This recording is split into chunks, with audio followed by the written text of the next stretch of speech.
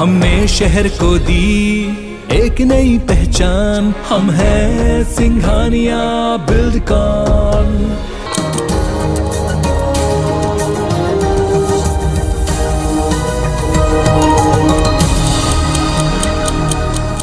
नमस्कार, good morning, सुप्रभात। आप देख रहे हैं साथ की बड़ी बात। मैं हूं आपके साथ श्रवण तंबोले। आज बुलेटिन में सबसे पहले बात करेंगे राहुल गांधी के छत्तीसगढ़ दौरे की।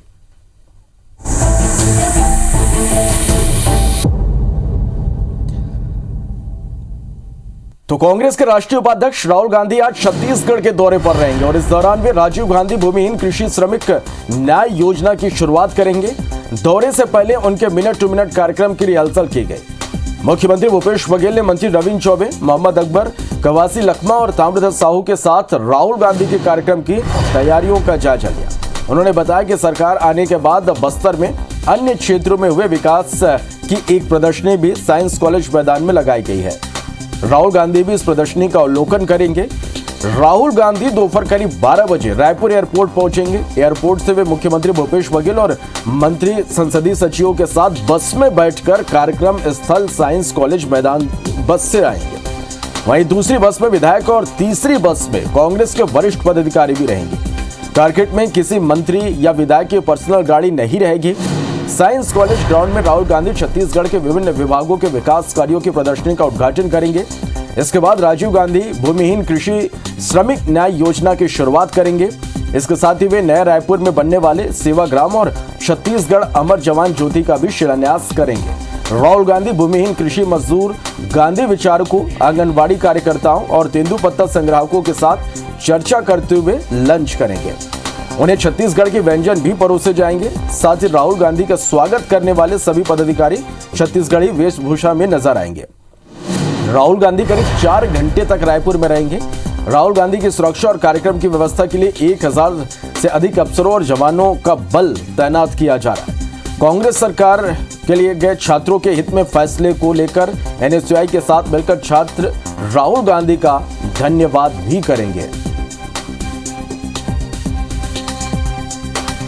जायजा लिया और अब फाइनल स्टेज पे है और बस्तर में जो विकास हुए हैं इन 3 वर्षों में, जो शासन की योजनाओं का लाभ आम जनता को जो मिला है, विभिन्न वर्ग के लोगों को, वो इसमें दिखाया गया है।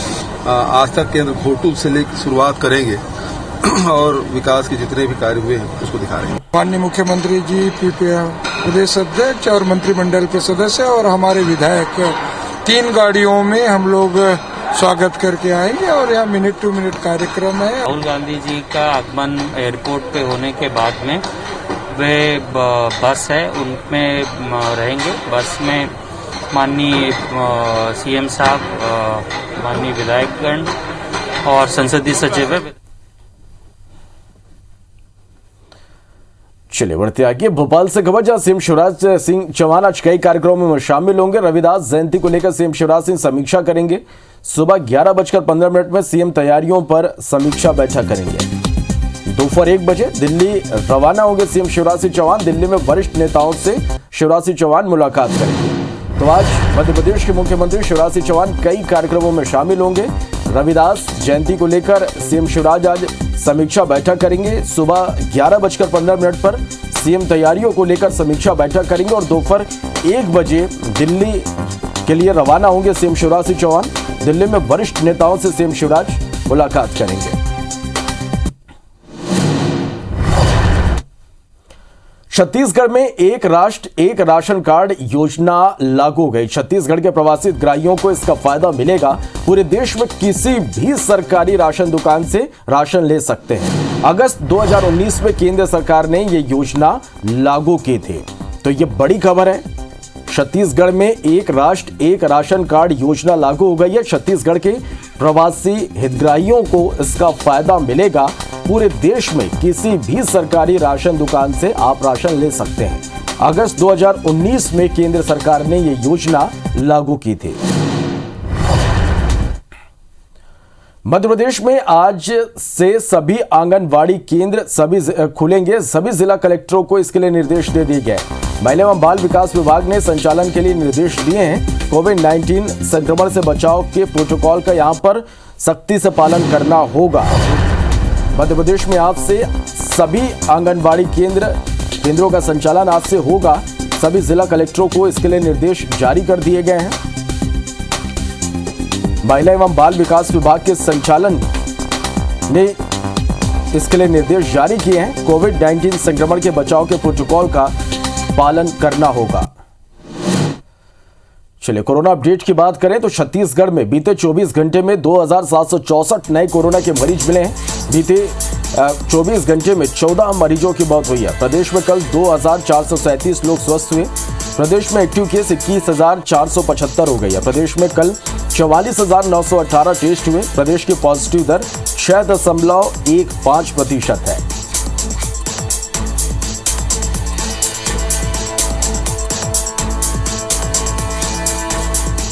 चलिए तो प्रदेश में सबसे ज्यादा रायपुर में 283 केस मिले, दुर्ग में 280, कांकेर से 263 नए केस सामने आए। बिलासपुर में 159, राजनांदगांव में 158 और कोंडागांव में 150 नए मरीज मिले हैं। धमतरी में 139, कोरबा में 113 नए केस सामने आए। तो कुल मिलाकर पिछले 24 घंटे में 2764 नए मरीज मिले। 2437 मरीजों ने कोरोना को मात देकर पूरी तरह से स्वस्थ हुए। 14 लोगों की मौत हुई है। चलिए बात मध्य प्रदेश की करें तो यहाँ बीते 24 घंटे में 7,359 नए कोरोना मरीज मिले हैं। मध्य प्रदेश में अब तक 9,81,103 संक्रमित मिले हैं। बीते 24 घंटे में 6 मरीजों की मौत दर्ज की गई है और अब तक यहाँ 10,630 संक्रमितों की मौत हो चुकी है। मध्य प्रदेश में कल 9,669 मरीज डिस्चार्ज हुए। मध्य प्रदेश में अब तक 9,16,522 मरीज स्वस्थ हुए हैं। एमपी में एक्टिव मरीजों की संख्या 53,951 हो गई है। तो 7,359 नए मरीज सामने आए। 10,630 लोग कोरोना से ठीक हुए। 6 लोगों की मौत हुई है। चलिए इसके अलावा मध्य प्रदेश और छत्तीसगढ़ में खबरों में क्या कुछ खास रहेगा, 2 संवाददाता हमारे साथ लाइव जुड़े हैं। रायपुर से स्टार जैन हमारे साथ लाइव जुड़ गए। भोपाल से विवेक पटिया हमारे साथ लाइव जुड़ गए। सबसे पहले रायपुर का ही रुख करते हैं, स्टार के पास चलते हैं। स्टार, आज दिन भर खबरों में हम बात करें छत्तीसगढ़ में तो क्या कुछ खास रहेगा आज छत्तीसगढ़ में? देखिए छत्तीसगढ़ में यदि सबसे बड़ी खबर की बात करें तो आज राहुल गांधी का दौरा है। काफी समय बाद छत्तीसगढ़ में उनका दौरा हो रहा है और आज बड़ी सौगात छत्तीसगढ़ के लोगों को राहुल गांधी देने जा रहे हैं। साइंस कॉलेज मैदान जो शहर के बीच में, वहां पर ये कार्यक्रम आयोजित किया जाना है। इसमें सबसे बड़ी जो राजीव गांधी ग्रामीण भूमिहीन मजदूर न्याय योजना जो है वो शुरू की जा रही है, जिसके माध्यम से उन मजदूरों को राशि दी जाएगी जिनके पास खुद की भूमि नहीं है।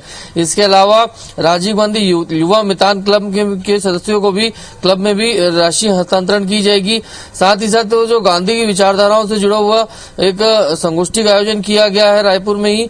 और इसके अलावा जैसे वर्धा में गांधी जी का आश्रम है, उसी तर्ज पर नवा रायपुर में भी गांधी सेवा आश्रम बनाने का योजना बनाई गई है, उसका भी आज शिलान्यास किया जाएगा। और साथ ही छत्तीसगढ़ में भी अमर ज्योति जवान प्रज्वलित की जाएगी, जिसको शिलान्यास का कार्यक्रम भी आज रखा गया है। तो ये एक बड़ी सौगात छत्तीसगढ़ के लोगों को आज राहुल गांधी देंगे यहाँ।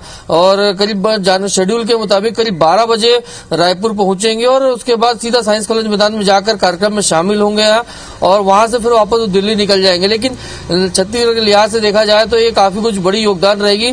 खासकर सरकार की बात करें तो ये तीसरी न्याय योजना सरकार शुरू करने जा रही है और पहले की जो न्याय योजना, गोधन न्याय योजना और किसान न्याय योजना, इसके माध्यम से ग्रामीणों को, खासकर किसानों को और पशुपालकों को काफी फायदा मिला है, उनकी अर्थव्यवस्था मजबूत हुई है। तो इस लिहाज से देखा जाए तो ये जो ग्रामीण मजदूर भूमिहीन न्याय योजना भी शुरुआत की जा रही है, इसका भी फायदा छत्तीसगढ़ के लोगों को मिलेगा। हाँ चलिए तो इन तमाम खबरों से जुड़ी हर एक अपडेट लगातार हम दर्शकों तक पहुंचाते रहेंगे। आप बने रहेंगे स्टार हमारे साथ विवेक पटिया भोपाल से बने हुए हैं। विवेक, आज मध्य प्रदेश पे हम खबरों में बात करें तो यहाँ क्या कुछ खास रहने वाला है आज?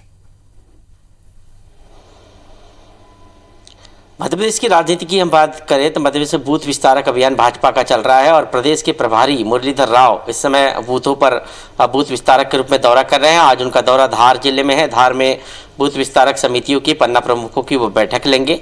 कल उन्होंने इंदौर का दौरा किया था। इसके अलावा बात करें तो मध्य प्रदेश के मुख्यमंत्री शिवराज सिंह चौहान आज 11:15 बजे बहुत महत्वपूर्ण बैठक लेने वाले हैं। मध्य प्रदेश बीजेपी अब जो है संत रविदास जयंती को बड़े पैमाने पर मध्य प्रदेश में मनाने के कार्यक्रम आयोजित कर रही है और इसलिए सरकार का जो अनुसूचित जाति विभाग है उसको ये जिम्मेदारी दी है। मुख्यमंत्री 11:15 बजे सीएम हाउस में एक महत्वपूर्ण बैठक लेंगे जिसमें 16 फरवरी को होने वाली संत रविदास जयंती की तैयारियों की समीक्षा की जाएगी। आज मुख्यमंत्री का दिल्ली दौरा भी है। दोपहर 1 बजे मुख्यमंत्री शिवराज सिंह चौहान दिल्ली रवाना होंगे। लगातार मुख्यमंत्री का ये दूसरा दौरा है दिल्ली का। दिल्ली में केंद्रीय नेताओं से मुलाकात कर सकते हैं, बैठकों में शामिल हो सकते हैं और देर रात तक भोपाल लौटने का मुख्यमंत्री का कार्यक्रम है। इसके अलावा कोरोना की बात करें तो मध्य प्रदेश में अब लगातार कोरोना के केसेस कम होते जा रहे हैं। स्वस्थ होने वाले मरीजों की संख्या ज़्यादा होती जा रही है और प्रतिदिन मिलने वाले केसेस कम हो रहे हैं। 7,000 केस पिछले 24 घंटे में मिले हैं तो 10,000 से अधिक लोग जो है स्वस्थ भी हुए हैं। हालांकि 6 मौतें हुई हैं और इसके अलावा वैक्सीनेशन का जो कार्यक्रम है वो बड़ी तेज गति से चल रहा है। जो किशोर है 15 से 18 वर्ष की उम्र तक के, इनके जो सेकेंड डोज का कार्यक्रम शुरू हो चुका है स्कूलों में और जो चिकित्सालय है वहाँ पर इनको सेकेंड डोज लगाई जा रही है। लगातार जो है वैक्सीनेशन हो रहा है और इसी का परिणाम है कि इस बार कोरोना की तीसरी लहर मध्य प्रदेश में घातक नहीं हुई है। इसलिए IBC 24 भी सबसे अपील करता है कि अपना वैक्सीनेशन जरूर करवाएं। ये मध्य प्रदेश की राजनीतिक और अन्य गतिविधियां हैं जिस पर IBC 24 की नज़र बनी हुई है। चलिए, इन तमाम खबरों से जुड़ी हर एक अपडेट लगातार हम दर्शकों तक पहुंचाते रहेंगे। आप दोनों का बहुत शुक्रिया इस पूरी जानकारी के लिए। मुख्यमंत्री शिवराज सिंह चौहान ने एक बार फिर विभागों के कामकाज का जायजा लेने बैठकों का दौर शुरू कर दिया है। सीएम ने आधा दर्जन से अधिक विभागों की बैठक की जिसमें स्कूल शिक्षा विभाग, जल संसाधन विभाग, उच्च शिक्षा, महिला और बाल विकास विभाग शामिल है। स्कूल शिक्षा विभाग की बैठक में उन्होंने निर्देश दिया कि राष्ट्रीय शिक्षा नीति का तेजी से क्रियान्वयन हो, सीएम राइस स्कूल का सफल क्रियान्वयन सुनिश्चित हो, साथ ही जिलों और स्कूलों का रैंकिंग भी करें। इसके बाद PHE विभाग की बैठक में सीएम ने कहा कि 40,000 करोड़ का बजट घर घर जल पहुंचाने के लिए खर्च कर रहे हैं। लोगों को पूरी योजना की जानकारी हो, ये सभी काम गुणवत्तापूर्ण होनी चाहिए। इसके अलावा उधर उच्च शिक्षा विभाग में सीएम शिवराज सिंह चौहान ने निर्देश दिए कि कॉलेजों के पुराने विद्यार्थियों के साथ कार्यक्रम तय करें, उनका सुझाव भी लें और अमल भी करें। वहीं महिला एवं बाल विकास की समीक्षा में सीएम शिवराज ने कहा कि आंगनबाड़ी को अच्छा रिस्पांस मिला है। आंगनबाड़ी गोद लेने के लिए आप भी पहल करें। साथ ही हेल्थ और महिला बाल विकास विभाग मिलकर काम करने के निर्देश दिए। छत्तीसगढ़ के सरकारी कर्मचारियों की कार्यक्षमता और उत्पादकता बढ़ाने के लिए 5 कार्य दिवस प्रति सप्ताह प्रणाली शुरू करने की घोषणा के बाद सामान्य प्रशासन विभाग से अधिसूचना जारी कर दी गई है। अधिसूचना में कहा गया कि राज्य शासन की ओर से शासकीय कर्मचारियों की कार्यक्षमता और उत्पादकता बढ़ाने के मकसद से महीने के दूसरे और तीसरे शनिवार की तरह अब हर शनिवार को अवकाश घोषित किया जाता है। अधिसूचना में यह भी कहा गया कि राज्य के मंत्रालय और विभागाध्यक्ष कार्यालयों और सभी मैदानी कार्यालयों के लिए कार्यवाही सुबह 10 बजे से शाम 5:30 बजे तक रहेगी। कार्यालयीन अवधि में भोजन अवकाश पहले की तरह ही रहेगा। बता दें कि मुख्यमंत्री भूपेश बघेल ने गणतंत्र दिवस पर हफ्ते में 5 कार्य दिवस करने का ऐलान किया था। बढ़ते आगे झीरम कांड की सुनवाई अब रायपुर स्थित आयोग के दफ्तर में होगी। इसके लिए घड़ी चौक स्थित पुराने निर्वाचन कार्यालय भवन परिसर में दफ्तर बनाया जा रहा है। इसके तैयार होने के बाद आयोग में सुनवाई शुरू होगी। जरूरत होने पर ही आयोग की टीम जगदलपुर जाकर सुनवाई करेगी। साथ ही जांच के दौरान तकनीकी बिंदुओं और पर किसी एजेंसी या एक्सपर्ट की मदद लेगी। आपको बता दें कि झीरम घाटी में 25 मई 2013 को कांग्रेस की परिवर्तन यात्रा के दौरान नक्सलियों ने हमला किया था। इस दौरान 27 लोग शहीद हुए थे जिसमें 12 वरिष्ठ कांग्रेसी नेता, 10 जवान और 5 राहगीर शहीद हुए थे। हमले में 38 लोग घायल हुए थे जिसकी जांच के लिए 2019 में गठित जस्टिस प्रशांत मिश्रा आयोग ने अपनी जांच पूरी करने के बाद रिपोर्ट राज्यपाल को सौंप दी थी, लेकिन राज्य सरकार ने इसे अपूर्ण मानते हुए दोबारा जांच के लिए 11 नवंबर 2021 को न्यायिक जांच आयोग का गठन किया। बताया जा रहा है कि आयोग इसी महीने मामले की सुनवाई शुरू करेगा। चर्चित झीरम केस मामले में NIA की ओर से लगाई गई याचिका पर सुनवाई टल गई है। कल केंद्र सरकार की ओर से बहस करने के लिए अतिरिक्त सॉलिसिटर जनरल विक्रमजीत बनर्जी मौजूद नहीं हुए, जिस पर हाईकोर्ट ने कड़ी नाराजगी जाहिर की है। आपको बता दें कि हाईकोर्ट में दरबा थाने में दर्ज आपराधिक प्रकरण को चुनौती दी गई है।